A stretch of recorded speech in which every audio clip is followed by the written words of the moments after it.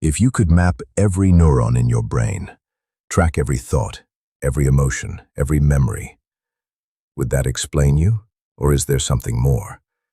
For centuries, philosophers, neuroscientists, and spiritual thinkers have debated a deceptively simple question. Are you just your brain, or is your consciousness something beyond biology? It's one of the most fascinating and unsettling questions we can ask. Because depending on the answer, free will, identity, and even the soul might just be illusions. Or they might be the only real things we have. In today's video, we explore the science and philosophy behind this mystery, what the latest neuroscience says about you, why some thinkers insist there's more than just matter, and how this debate affects the way we live, love, and understand reality itself. Let's begin. Neuroscience is clear about one thing. The brain is where everything seems to happen. When you feel joy, we see activity in the reward circuits. When you recall a memory, the hippocampus lights up. When you make a decision, multiple regions compete to influence the outcome, all electrically, all chemically. According to this view, known as materialism, the mind is the brain. Thoughts are just neural patterns. Emotions are chemical signals. And you? You're a collection of firing neurons shaped by biology and experience.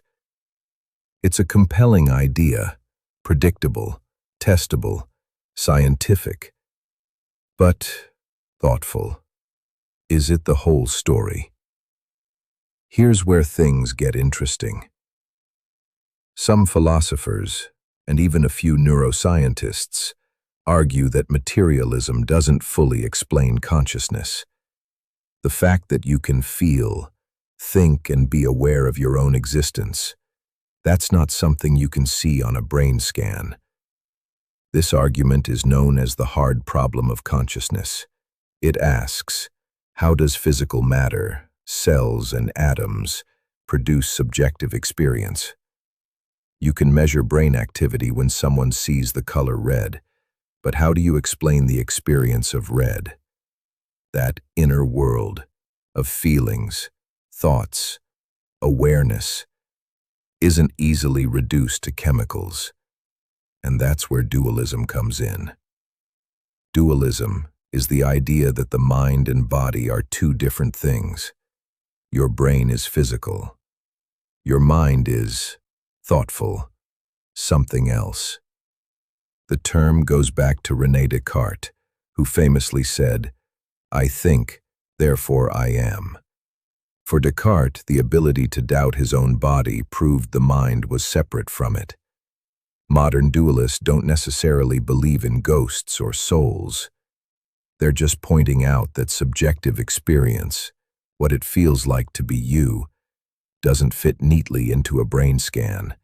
And in a way, you don't live your life like a materialist. You make moral choices. You fall in love. You suffer, not as a brain, but as a person. So, thoughtful. Who's right?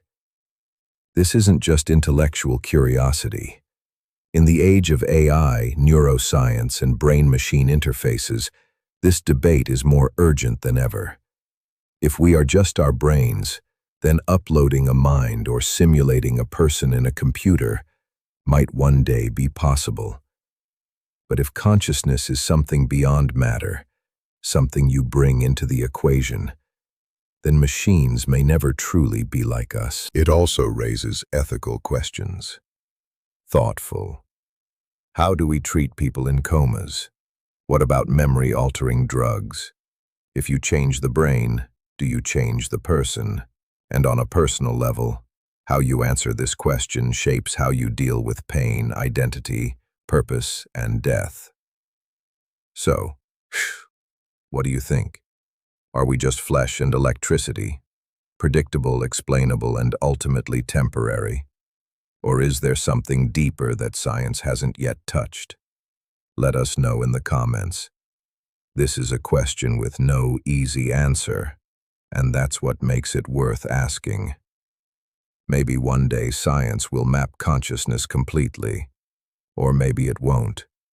But the mystery itself, this strange fact that you are here, watching this, aware of your own awareness, might be the most profound thing we ever encounter. Thanks for watching. If you found this thought-provoking, hit subscribe. We've got more videos that explore the intersection of science, philosophy, and the inner world.